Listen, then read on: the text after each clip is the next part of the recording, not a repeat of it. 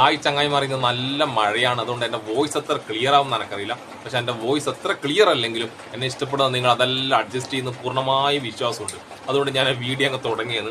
ഇന്ന് ഞാൻ പറയാൻ പോകുന്നത് നമ്മളെ മലപ്പുറം കൂരിയാട് നമ്മളെ നേഷൻ ലൈവ് മഴ പെയ്ത് കൂടി ദം തരികിടത്തും പൊട്ടിപ്പൊളിഞ്ഞങ്ങ് പോയി. ഇതിപ്പോ ആരുടെ ഹൈവേ ആണെന്ന് ഒരു പിടിയുമില്ല കേട്ടോ. ആരും ഫ്ലക്സ് വെക്കുന്നില്ല. കേന്ദ്രത്തിന്റെ അല്ല, കേരളത്തിന്റെ അല്ല. ഇതിപ്പോ നമ്മൾ സാധാരണക്കാരൻ നികുത പണം പോയി. ഇപ്പൊ ഇത് നമ്മളെ തെറ്റായി, നമ്മളെ ഹൈവേ. ഇത് കേന്ദ്രത്തിന്റെ അല്ല, കേരളത്തിന്റെ അല്ല. ആദ്യം നമുക്ക് അതിന്റെ ഭീകരമായ ദൃശ്യത്തിലേക്ക് പോകാം. അതിനുശേഷമാണ് ഞാൻ കാര്യത്തിലേക്ക് കടക്കുന്നത്. ഒരു അപകടം പറ്റിക്കഴിഞ്ഞാൽ, ഒരു സംഭവം ഉണ്ടായി കഴിഞ്ഞാൽ അതെങ്ങനെ മൂടി വെക്കാം എന്നാ നോക്കുന്നത്. മൂടി വെച്ചത് കൊണ്ട് എന്തായാലും ഉണ്ടാകാൻ പോകുന്നത് ഇനിയും ഇതിലും വലിയ അപകടം ഉണ്ടാവും. നമുക്ക് ആദ്യം അതിന്റെ ഭീകരമായ ദൃശ്യത്തിലേക്ക് കടക്കാം. ഇത് രക്ഷിക്കാൻ പറ്റാത്തൊരു കോലത്തിലാണ് രണ്ട് വണ്ടി വീകണ്. പക്ഷെ ഇവിടുന്ന് തൊക്ക് കൊഴിഞ്ഞു പോകുന്നുള്ള പേടി കൊണ്ട് ആരും പോകാൻ പറ്റാത്തൊരവസ്ഥയിലാണ്. ഇത് ഹൈവേയും ഹൈവേയുടെ താഴിലുള്ള റോഡുകളുടെ അവസ്ഥയാണ്. കുറെ സ്ഥലം ഏകദേശം ഇതേ അവസ്ഥയിലാണ്. പൊളിഞ്ഞതുണ്ട്, പൊളിയാൻ പോകുന്നതുണ്ട്. നല്ലൊരു മഴയും കൂടി പെയ്ത് കഴിഞ്ഞാൽ നാഷണൽ ഹൈവേ നോക്കുക വേണ്ട, ആ അവസ്ഥയിലുള്ള. നമുക്ക് ഇതിലെ ബാക്കിയുള്ള കാര്യങ്ങളിലേക്ക് കടക്കാം.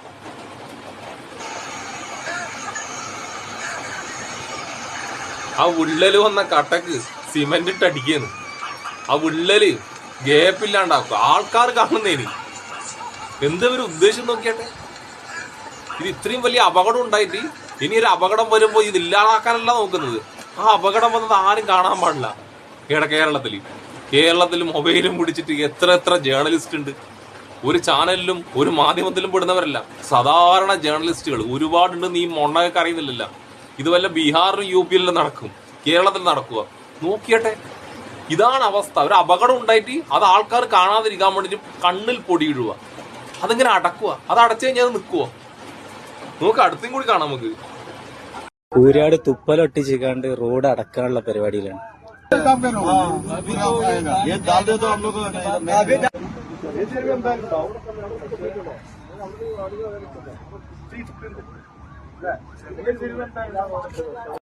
ചങ്ങായി പറഞ്ഞു ഇതിലും നല്ല തുപ്പലിട്ട് അടക്കുന്നതെന്ന്. ഇതിന് വെറുതെ ന്യായം എന്നറിയാം. ആ കെമിക്കൽ അവിടെ ഇട്ടിട്ടില്ലെങ്കിൽ അതിലേക്ക് പിന്നെയും വെള്ളം പോയിട്ട് വീണ്ടും വിണ്ട് കീറുന്നു. അപ്പൊ ഞാൻ ചോദിക്കുന്നത്, ഈ വിണ്ട് കീറിയത് ഇവരിങ്ങനെ അടച്ചിട്ട് വീണ്ടും അതിലൂടെ വാഹനം പോകേണ്ട സെറ്റപ്പാ? അത് ഇടിച്ച് പൊടിച്ച് കളഞ്ഞിട്ട് ആദ്യം നല്ല രീതിയിൽ നിർമ്മിക്കണ്ടേ? അല്ലാണ്ട് എന്ത് കെമിക്കൽ ഇട്ടിട്ടാണ് ഇത്രയും വിണ്ട് കീറിയ സ്ഥലം ഇവര് പിന്നെയും യാത്രാ യോഗ്യമാക്കുക? എന്താ അവർ ഉദ്ദേശിക്കുന്നത്? അടുത്ത വീഡിയോ കൂടി കാണാം. അതാണ് ഏറ്റവും ഭയാനകമായ വീഡിയോ.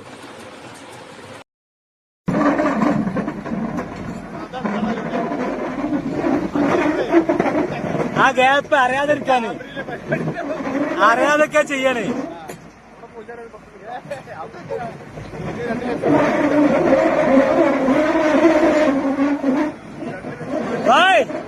അതുകൊണ്ട് കാര്യമില്ല, വീഡിയോ എടുത്തിക്കണേ.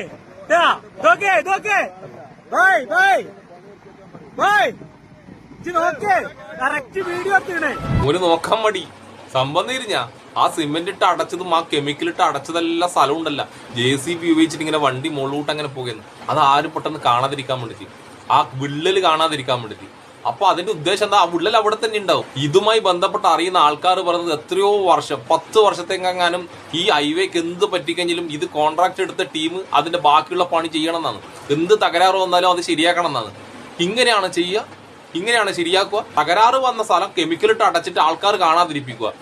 ഇതേ സ്ഥലത്തൂടെ ഇനി ഒരുപാട് വാഹനങ്ങൾ പോകുമ്പോൾ എന്തായിരിക്കും അപകടം? ഇത് നല്ല മഴ വന്നു കഴിഞ്ഞാൽ ഈ റോഡിലോട്ട് എത്ര വാഹനങ്ങൾ പോകും. ആ സമയത്താണ് ഇതിങ്ങനെ വിണ്ട് കയറി പൊളിഞ്ഞങ്ങ് വീഴുന്നെങ്കിൽ എത്ര ഭയാനകമായ അപകടം ഉണ്ടാവും. ഇതിലെ സംഭവം എന്താ പറയാ, ചെറിയ പൈസക്ക് കോൺട്രാക്ട് എടുക്കുന്ന ടീം അവരെടുക്കുന്ന നല്ല കമ്മീഷൻ ഉദ്യോഗസ്ഥർക്ക് കിട്ടും. അതുകൊണ്ട് എങ്ങനെയാണെങ്കിലും ഈ പരിപാടി ആക്കുക. ചിലത് നിൽക്കും, ചിലത് പോകും. ചിലവരത് ശരിയാവും, ചിലവരത് ശരിയാവില്ല. ഇവരത് ശരിയായിട്ടില്ല. ഇവരത് ശരിയായില്ല എന്നുവെച്ചാൽ നിങ്ങൾ നോക്കിക്കോ, കേരളത്തിൽ ഈ വരുന്ന നാഷണൽ ഹൈവേ പല സ്ഥലത്ത് 1-2 വർഷം കൊണ്ട് ഇതേ അവസ്ഥയായിരിക്കും. ഇവരത് ആരും ശരിയാവൂല. തട്ടിപ്പ് ടീമിനെ കൊണ്ടാണ് ഈ പല പണി എടുപ്പിക്കുന്നത്. ഞാനെല്ലാം ഇങ്ങനെ പോകുമ്പോൾ ചിന്തിക്കാറുണ്ട്, ഇതൊക്കെ നിൽക്കുവോ? അപ്പൊ ഒരാൾക്കാർ അത് നിൽക്കൂടാ, അതിന്റെ എല്ലാം സാധനം ഉണ്ടല്ലോ ഇങ്ങനെ ജബയായിട്ട് ഇങ്ങനെ അവിടെ കണ്ണിങ്ങായിട്ട് ഇവിടെ കുടുക്കി വെച്ചിട്ടുള്ള ഈ സാമാനം എന്നറിയാം. എന്ത് കുടുക്കി വെക്കാൻ വേണ്ടിട്ട് മനുഷ്യന്മാരെ ജീവൻ കുടുക്കി വെച്ചിട്ടുള്ള ഇവര്. അതിലൂടെ പോകുന്ന മനുഷ്യന്മാരുടെ അവസ്ഥ എന്തായിരിക്കും? ഈ ഒരു മഴ പെയ്തപ്പോ ഈ അവസ്ഥ. ഇനി എത്ര മഴ കിടക്കുന്നു, ഇനി എന്തെല്ലാം ഇവർ ഒട്ടയടക്കുക, എന്തെല്ലാം സാധനം ഇട്ടിട്ട് ഒട്ടയടക്കുക, ഒട്ടയടിച്ചിട്ട് ഇത് യാത്രായോഗ്യമാക്കും. വാഹനങ്ങൾ പോകുമ്പോൾ നല്ലൊരു മഴ പെയ്യും, എത്ര വാഹനങ്ങൾ അപകടത്തിൽപ്പെടും, എത്ര ജീവൻ നഷ്ടപ്പെടും. ഇതൊക്കെ അവസ്ഥ. ഇതിനിപ്പോ ആരുള്ള നാഥനില്ല, കേന്ദ്രത്തിന്റെ അല്ല കേരളത്തിന്റെ അല്ല, നമ്മൾ സാധാരണക്കാരന്റെ നെഞ്ചത്ത് സാധാരണക്കാരന്റെ പൈസ പോയി. സാധാരണക്കാരന് ഇതിലൂടെ ടോളും അടച്ചിട്ട് ലോകത്തില്ലാത്ത പൈസ ടോളും കൊടുത്തിട്ട് ഈ മരണത്തിലേക്ക് പോകണം, ഈ സ്ഥലങ്ങളിലൂടെ മരണത്തിലേക്ക് പോകണം, ഈ ഒട്ടയടച്ച സ്ഥലത്തൂടെ കൂടി. ഇതൊക്കെ കാരങ്ങ് കാണുന്നുണ്ട്. കോടതിയാണ് ആകെ ആശ്രയം. കോടതി ഇതെല്ലാം കാണും. ഈ ഓട്ടയടക്കുന്ന പരിപാടി ആദ്യം പൊളിച്ച് ശരിയാക്കാൻ പറഞ്ഞു. എല്ലാണെന്ന് ഇത് നടക്കുന്നില്ല. നോക്കിക്കോ, ഇനി നല്ല മഴ പെയ്യുന്ന കേരളത്തിലെ പല സ്ഥലങ്ങളിൽ നോക്കിക്കോ, നാഷണൽ ഹൈവേ ഇങ്ങനെ വിണ്ട് കീറിക്കൊണ്ടിരിക്കും, പൊളിഞ്ഞ് വീഴുകൊണ്ടിരിക്കും. ഇവരിങ്ങനെ കണ്ണ് പൊടിയിടാൻ വേണ്ടി ബീഹാറിൽ UP-യിലെല്ലാം കാണിക്കുന്നവരെ ഓട്ടയടച്ചോണ്ടിരിക്കും. എന്നാ പിന്നെ ശരി, ഞാൻ പറഞ്ഞതെല്ലാം ക്ലിയർ ആയെന്ന് വിചാരിക്കുന്നു. സുലാൻ.